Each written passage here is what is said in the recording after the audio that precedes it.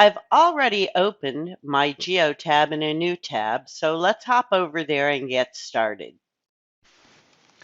This is your GPS tracking platform where you'll be able to name your vehicles, create reports, track your vehicles, create rules, zones that your vehicles can interact with, and a whole lot more.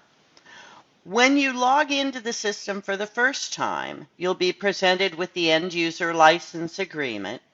Once you have agreed to that, it will take you to the product guide. By default, this is where the application opens, but in your user options, you'll be able to set it for whatever you want to have it open on.